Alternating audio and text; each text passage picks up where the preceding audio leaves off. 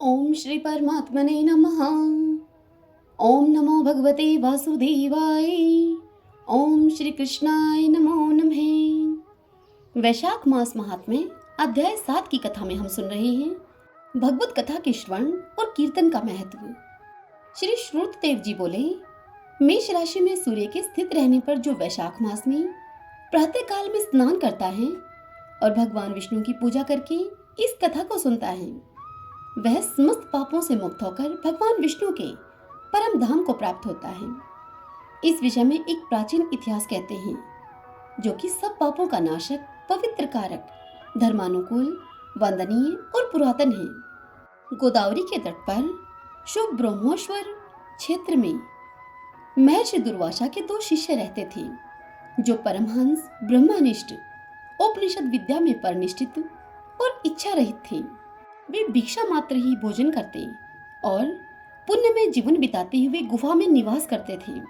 उनमें से एक का नाम था सत्यनिष्ठ और दूसरे का नाम था तपोनिष्ठ। वे इन्हीं नामों से तीनों लोकों में विख्यात थे। सत्यनिष्ठ सदा भगवान विष्णु की कथा में तत्पर रहते थे। जब कोई श्रोता अथवा वक्ता न होता तब वे अपने नित्य कर्म किया करते थे। यदि कोई श्रोता वहां उपस्थित होता तो उसे वे निरंतर भगवत कथा सुनाते, और यदि कथावाचक कोई भगवान विष्णु की कल्याणमय पवित्र कथा को कहता तो वे अपने सब कर्मों को समेटकर कथा के श्रवण में तत्पर हो जाते और उस कथा को सुनने लगते थे। वे अत्यंत दूर के तीर्थों और देव मंदिरों को छोड़कर तथा कथा विरोधी कर्मों का परित्याग करके भगवान की दिव्य कथाओं को सुनते और स्वयं भी सुनाते थे। कथा समाप्त होने पर सत्यनिष्ठ अपना शेष कार्य पूरा करते थे। कथा सुनने वाले पुरुष को जन्म मृत्यु में संसार बंधन की प्राप्ति नहीं होती है, उसके अंतःकरण की शुद्धि होती है। भगवान विष्णु में जो अनुराग की कमी है वह दूर हो जाती है और उनके प्रति गाढ़ अनुराग उत्पन्न होता है। साथ ही साधु पुरुषों के प्रति सौहार्द बढ़ता है। रजोगुण रहित गुणातीत परमात्मा शीघ्र ही हृदय में स्थित हो जाते हैं। श्रवण से ज्ञान पाकर मनुष्य भगवत चिंतन में समर्थ होता है। श्रवण, ध्यान और मनन यह वेदों में अनेक प्रकार से बताया गया है। जहां भगवान विष्णु की कथा नहीं होती हो और जहां साधु पुरुष न रहते हों, वह स्थान साक्षात गंगा तट पर ही क्यों न हो, निसंदेह त्याग देने योग्य है। जिस देश में तुलसी नहीं है अथवा भगवान विष्णु का मंदिर नहीं है, ऐसा स्थान निवास करने के योग्य नहीं है। यह निश्चय करके मुनिवर सत्यनिष्ठ सदा भगवान विष्णु की कथा और चिंतन में संलग्न रहते थे। दुर्वासा का दूसरा शिष्य तपोनिष्ठ दुराग्रह पूर्वक कर्म में तत्पर रहता था। वह भगवान की कथाओं को छोड़कर अपना कर्म पूरा करने के लिए इधर उधर कथाओं से दूर हट जाता था। कथा की अवहेलना से उसे बड़ा कष्ट उठाना पड़ा। अनंततोगत्वा कथा परायण सत्यनिष्ठ ने ही उसके संकट से उद्धार किया। जहां लोगों के पाप का नाश करने वाली भगवान विष्णु की पवित्र कथा होती है, वहां सब तीर्थ और अनेक प्रकार के क्षेत्र स्थित रहते हैं। जहां विष्णु कथा रूपी पुण्यमयी नदी बहती रहती है, उस देश में निवास करने वालों की मुक्ति उनके हाथ में ही है। पूर्व काल में पांचाल देश में पुरुयशा नामक एक राजा थे, जो कि पुण्यशील एवं बुद्धिमान राजा भूरियशा के पुत्र थे। पिता के मरने पर पुरुयशा राज्य के सिंहासन पर बैठे। वे धर्म की अभिलाषा रखने वाले, शूरता, उदारता आदि गुणों से संपन्न और धनुर्वेद में प्रवीण थे। उन महामती नरेश ने अपने धर्म के अनुसार पृथ्वी का पालन किया। कुछ काल के पश्चात राजा का धन नष्ट हो गया। हाथी और घोड़े बड़े बड़े रोगों से पीड़ित होकर मर गए। उनके राज्य में ऐसा भारी अकाल पड़ा जो मनुष्यों का अत्यंत विनाश करने वाला था। पांचाल नरेश राजा पुरुषा को निर्बल जानकर उनके शत्रुओं ने उन पर आक्रमण कर दिया और युद्ध में उनको जीत लिया। तदंतर पराजित हुए राजा ने अपनी पत्नी शिखिनी के साथ पर्वत की कंदरा में प्रवेश किया। साथ में दासी आदि सेवक गण भी थे। इस प्रकार छिपे रहकर राजा मन ही मन यह विचार करने लगे कि मेरी यह क्या अवस्था हो गई है। मैं जन्म और कर्म से शुद्ध हूँ, माता और पिता के हित में तत्पर रहा हूँ। मैं गुरु भक्त, उदार, ब्राह्मणों का सेवक, धर्मप्रायण, सब प्राणियों के प्रति दयालु, देव पूजक और जितेंद्रिय भी हूँ। फिर किस कर्म से मुझे यह विशेष दुख देने वाली दरिद्रता मुझे प्राप्त हुई है? किस कर्म से मेरी पराजय हुई और किस कर्म के फलस्वरूप मुझे यह वनवास मिला है? इस प्रकार चिंता से व्याकुल होकर राजा ने खिन्न मन से अपने सर्वज्ञ गुरु मुनिश्रेष्ठ याज और उपयाज का स्मरण किया। राजा के आह्वान करने पर दोनों बुद्धिमान मुनीश्वर वहां पर आ गए। उनको देखकर पांचाल प्रिय नरेश सहसा उठकर खड़े हो गए और बड़ी भक्ति के साथ गुरु के चरणों में अपना मस्तक रखकर उनको प्रणाम किया। फिर वन में पैदा होने वाली शुभ सामग्रियों के द्वारा उन्होंने उन दोनों का पूजन किया और विनीत भाव से उनसे पूछा कि हे विप्रवरों, मैं गुरु चरणों में भक्ति रखने वाला हूँ। मुझे किस कर्म से यह दरिद्रता, कोष हानि और शत्रुओं से पराजय प्राप्त हुई है? किस कारण से मेरा वनवास हुआ और मुझे किस कारण से अकेला रहना पड़ा? मेरा न कोई पुत्र है, न भाई है और न ही कोई हितकर मित्र ही है। मेरे द्वारा सुरक्षित राज्य में यह बड़ा भारी अकाल कैसे पड़ गया? यह सब बातें विस्तार पूर्वक आप मुझसे बताइए।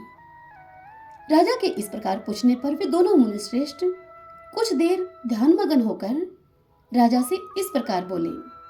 वे बोले, हे राजन, तुम पहले के 10 जन्मों तक महापापी व्याध रहे हो। तुम सब लोगों के प्रति क्रूर और हिंसा परायण थे। तुमने कभी लेश मात्र भी धर्म का अनुष्ठान नहीं किया था। इंद्रिय संयम तथा मनोनिग्रह का तुम में सर्वथा अभाव था। तुम्हारी जीवा किसी प्रकार भगवान विष्णु के नाम भी नहीं लेती थी। तुम्हारा चित्त गोविंद के चारों चरणारविंदों का चिंतन नहीं किया करता था और तुमने कभी मस्तक नवाकर परमात्मा को प्रणाम भी नहीं किया। इस प्रकार दुरात्मा व्याध का जीवन बिताते और व्यतीत करते हुए तुम्हारे 9 जन्म पूरे हो गए। 10वां जन्म प्राप्त होने पर तुम सह पर्वत पर पुनः व्याध हुए। वह सब लोगों के प्रति क्रूरता करना ही तुम्हारा स्वभाव था। तुम मनुष्यों के लिए यम के समान थे, दयाहीन, शस्त्रजीवी और हिंसा परायण थे। अपनी स्त्री के साथ रहते हुए राह चलने वाले पथिकों को तुम बड़ा कष्ट दिया करते थे। बड़े भारी शठ थे तुम। इस प्रकार अपने हित को न जानते हुए तुमने बहुत वर्ष व्यतीत कर दिए। जिनके छोटे छोटे बच्चे हैं, ऐसे मृगों को और पक्षियों के वध करने के कारण तुम दयाहीन दुर्बुद्धि को इस जन्म में कोई पुत्र नहीं प्राप्त हुआ। तुमने सभी के साथ विश्वासघात किया, इसलिए तुम्हारे कोई सहोदर भाई नहीं हुआ। मार्ग में सबको पीड़ा देते रहे तुम, इसलिए इस जन्म में तुम मित्र के रहित हो। साधु पुरुषों के तिरस्कार से शत्रुओं के द्वारा तुम्हारी पराजय हुई है। कभी दान न देने के दोष से तुम्हारे घर में दरिद्रता व्याप्त हो गई है। तुमने दूसरों को सदा उद्वेग में डाला, इसलिए तुम्हें दुसह वनवास मिला। सबके अप्रिय होने के कारण तुम्हें यह असह दुख मिला है। तुम्हारे क्रूर कर्मों के फल से ही इस जन्म में तुम्हें मिला हुआ राज्य भी तुमसे छिन गया है। वैशाख मास की गर्मी में तुमने स्वार्थवश एक दिन एक ऋषि को दूर से तालाब बता दिया था और हवा के लिए पलाश का एक सूखा पत्ता उसे दे दिया था। बस अपने जीवन में इस एक ही पुण्य के कारण तुम्हारा यह जन्म परम पवित्र राजवंश में हुआ है। अब यदि तुम सुख, राज्य, धन, धान्य आदि संपत्ति, स्वर्ग और मोक्ष को चाहते हो अथवा सायुज्य एवं श्रीहरि के पद की अभिलाषा को रखते हो, तो वैशाख मास के धर्मों का तुम पालन करो। इससे सब प्रकार के सुख पाओगे तुम। इस समय वैशाख मास चल रहा है। आज अक्षय तृतीया है। आज तुम विधि पूर्वक स्नान और भगवान लक्ष्मीपति की पूजा करो। यदि अपने समान ही गुणवान पुत्रों की तुम अभिलाषा करते हो, तो फिर तुम सब प्राणियों के हित के लिए प्याऊ लगवाओ। इस पवित्र वैशाख मास में भगवान मधुसूदन की प्रसन्नता के लिए यदि तुम निष्काम भाव से धर्मों का अनुष्ठान करोगे, तो अंतःकरण शुद्ध होने पर तुम्हें भगवान विष्णु का प्रत्यक्ष दर्शन होगा।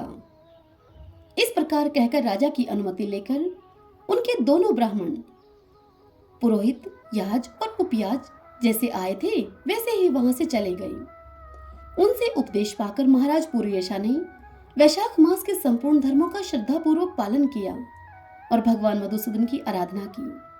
इससे उनका प्रभाव बढ़ गया और बंधु बांधव उनसे आकर मिल गए। तत्पश्चात वे मरने से बची हुई सेना को साथ में लेकर बंधुओं के समेत पांचाल नगरी के समीप आई। उस समय पांचाल राजा के साथ राजाओं का पुनः संग्राम हुआ। महारथी पुरुषा ने अकेले ही समस्त महाबाहु राजाओं पर विजय पाई। विरोधी राजाओं ने भागकर विभिन्न देशों के मार्गों का आश्रय लिया। विजयी पांचाल राज ने भागे हुए राजाओं के कोष, 10 करोड़ घोड़े, 3 करोड़ हाथी, 1 अरब रथ, 10,000 ऊंट और 3 लाख खच्चरों को अपने अधिकार में करके अपनी पुरी में पहुंचा दिया। वैशाख धर्म के महात्म्य से सब राजा भगन मनोरथ होकर पूर्वेशा को कर देने वाले हो गए और पांचाल देश में अनुपम सुकाल आ गया। भगवान विष्णु की प्रसन्नता से इस वसुधा पर उनका एक छत्र राज्य हुआ और गुरुता, उदारता आदि गुणों से युक्त उनके 5 पुत्र हुए, जो धृष्टकीर्ति, धृष्टकेतु, धृष्टद्युम्न, विजय और चित्रकेतु के नाम से प्रसिद्ध थे। धर्म पूर्वक प्रतिपालित होकर समस्त प्रजा राजा के प्रति अनुरक्त हो गई। इससे उसी क्षण उन्हें वैशाख मास के प्रभाव का निश्चय हो गया। तब से पांचाल राज भगवान विष्णु की प्रसन्नता के लिए वैशाख मास के धर्मों का निष्काम भाव से बराबर पालन करने लगे। उनके इस धर्म से संतुष्ट होकर भगवान विष्णु ने अक्षय तृतीया के दिन उन्हें प्रत्यक्ष दर्शन दिया। हरि ओम तत्सत। आज के अध्याय की यह कथा यहीं समाप्त हुई। इससे आगे की कथा में कल हम सुनेंगे राजा पूर्वेशा को भगवान का दर्शन, उनके द्वारा भगवत स्तुति और भगवान के वरदान से राजा की सायुज्य मुक्ति। कल हम इस पावन कथा का रसपान करेंगे। अब हम वैशाख मास की आज की कहानी सुनते हैं। एक बार की बात है, देवराज इंद्र स्वर्ग में अपने सिंहासन पर विराजमान थे। सारे देवता, ऋषि, गंधर्व, किन्नर आदि भी उस सभा में वहां उपस्थित थे। तभी देवगुरु बृहस्पति जी वहां पर आ गए तो उनके सम्मान में सभी लोग उठकर खड़े हो गए। किंतु उस दिन देवराज इंद्र अहंकारवश न तो खड़े हुए और जैसे थे वैसे ही बैठे रहे। जैसे देवराज इंद्र पहले उनका आदर किया करते थे, वैसा उनका आदर नहीं किया। देवगुरु बृहस्पति जी इसे अपना अनादर समझकर वहां से चले गए। तब देवराज इंद्र को अपने किए हुए पर बड़ा ही पछतावा हुआ। उन्हें लगा कि उन्होंने देवगुरु का अनादर कर दिया है और देवगुरु उनसे रुष्ट हो गए हैं। उन्हें अपनी भूल का अब एहसास हो गया था। देवराज ने सोचा कि देवगुरु के आशीर्वाद से ही उन्हें यह स्वर्ग का वैभव मिला है, वे अपने क्रोध से सब कुछ नष्ट कर सकते हैं। इसलिए उनसे क्षमा मांगने का विचार करके देवराज इंद्र उनके पास गए। देवगुरु बृहस्पति जी ने अपने योग बल से यह जान लिया था कि देवराज इंद्र उनसे क्षमा मांगने के लिए उनके पास आ रहे हैं, किंतु क्रोधवश उनसे भेंट न करने की इच्छा के कारण देवगुरु वहां से अंतर्ध्यान हो गए। जब देवराज इंद्र को देवगुरु बृहस्पति वहां पर नहीं मिले, तब देवराज इंद्र निराश होकर वहां से वापस लौट गए। यह समाचार जब दैत्यों के राजा वृषवर्मा ने सुना तो उसने दैत्य गुरु शुक्राचार्य से भेंट की और उनकी आज्ञा से इंद्रलोक पर आक्रमण कर दिया। देवगुरु की कृपा प्राप्त न होने के कारण देवता दैत्यों से अब हारने लगे। तब देवताओं ने ब्रह्मा जी को सारा वृत्तांत सुनाया और उनसे सहायता मांगी। वे उन्हें दैत्यों से किसी भी प्रकार बचाएं। तब ब्रह्मा जी उनसे कहने लगे कि तुमसे बड़ा अपराध हुआ है, जो कि तुमने देवगुरु बृहस्पति को क्रोधित कर दिया। अगर अब तुम अपना कल्याण चाहते हो, त्वष्टा ब्राह्मण का पुत्र विश्वरूपा, जो कि बड़ा ही तपस्वी और ज्ञानी है, तुम उसके पास जाओ, उसे अपना पुरोहित बना लो, इसी से तुम्हारा कल्याण हो सकता है। ब्रह्मा जी के ऐसे वचन सुनते ही देवराज इंद्र त्वष्टा के पास पहुंच गए और बड़े ही विनम्र भाव से त्वष्टा से इस प्रकार निवेदन किया और कहा कि आप हमारे पुरोहित बनकर हमारा कल्याण करें। देवराज का निवेदन सुनकर त्वष्टा ने कहा कि पुरोहित बनने से तपोबल घट जाता है, परंतु आप इतनी विनती कर रहे हैं तो मेरा पुत्र विश्वरूपा आपका पुरोहित बनकर आपकी रक्षा करेगा। पिता की आज्ञा से विश्वरूपा ने देवताओं का पुरोहित बनकर देवताओं की रक्षा के लिए अपने पूरे प्रयत्न किए। प्रभु कृपा से देवराज इंद्र ने विश्ववर्मा को युद्ध में परास्त करके अपने सिंहासन को पुनः प्राप्त कर लिया। त्वष्टा के पुत्र विश्वरूपा के 3 मुख थे। एक मुख से वह सोमपल्ली लता का रस पीते थे, दूसरे मुख से मदिरा और तीसरे मुख से अन्न आदि का भोजन किया करते थे। देवराज इंद्र ने कुछ दिनों के बाद ही विश्वरूपा से कहा, मैं आपकी सहायता से यज्ञ करना चाहता हूँ। तत्पश्चात विषवरूपा की आज्ञा के अनुसार यज्ञ प्रारंभ कर दिया गया। तब विषवरूपा से एक दैत्य ने आकर कहा कि तुम्हारी माता दैत्य कन्या है, इसलिए हमारे कल्याण के निमित्त इस यज्ञ में आप एक आहुति दैत्यों के नाम से भी दे दिया करें तो आपकी अति कृपा होगी। तब विषवरूपा ने उस दैत्य की बात को मानकर यज्ञ में आहुति देते समय दैत्य का नाम धीरे से लेना शुरू कर दिया। इस कारण यज्ञ करने पर भी देवताओं के तेज में वृद्धि नहीं हुई। देवराज इंद्र को जब सारा वृतांत पता चला तो उन्होंने क्रोध में आकर विषवरूपा के तीनों सिर काट डाले। वह विषवरूपा मदपान करने वाले मुख से भंवरा, सोमपल्ली का रस पीने वाले मुख से कबूतर और अन्न आदि खाने वाले मुख से तीतर बन गया। ब्रह्म हत्या के प्रभाव से इंद्र का स्वरूप ही बदल गया। देवताओं ने पूरे 1 वर्ष तक पश्चाताप किया, परंतु फिर भी ब्रह्म हत्या के पाप के प्रभाव से वह छूटने न पाए। तब सभी देवताओं ने ब्रह्मा जी से प्रार्थना की कि वह देवगुरु बृहस्पति जी को साथ में लेकर उनकी सहायता करें। तब ब्रह्म हत्या के पाप के 4 भाग किए गए, उसमें से 1 भाग पृथ्वी को दिया। इसी कारण से धरती कहीं ऊंची नीची तो कहीं बंजर होती है। ब्रह्मा जी ने इसी के साथ धरती को यह वरदान भी दिया कि जहां भी तुम्हारे अंदर गड्ढा होगा वो स्वयं अपने आप ही भर जाएगा। दूसरा भाग वृक्षों को दिया, इसके कारण वृक्षों में यह श्राप गोंद बनकर निकलता है और गूगल के अतिरिक्त सब गोंद अशुद्ध माने जाते हैं। ब्रह्मा जी ने वृक्षों को यह वरदान भी दिया कि ऊपर से सूखने पर भी जड़ फिर से फूट जाती है। तीसरा भाग स्त्रियों को दिया, जिसके कारण स्त्रियां हर महीने रजस्वला होती हैं। प्रथम दिन स्त्रियां चंडालिनी, दूसरे दिन ब्रह्मघातिनी और तीसरे दिन में धोबिन के समान रहकर चौथे दिन शुद्ध होती हैं। ब्रह्मा जी ने स्त्रियों को संतान प्राप्ति का वरदान भी दिया। चौथा भाग ब्रह्मा जी ने जल को दिया, जिसके कारण जल के ऊपर फेन और सिवाल आदि आ जाते हैं। ब्रह्मा जी ने जल को यह वरदान भी दिया कि उसे जिस किसी भी चीज में डाला जाएगा उसका भार बढ़ जाएगा। देवराज इंद्र को इस प्रकार से ब्रह्म हत्या के पाप से मुक्ति मिली।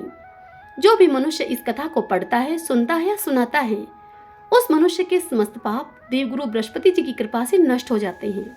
सभी बोलिए विष्णु भगवान की जय, बृहस्पति देव भगवान की जय।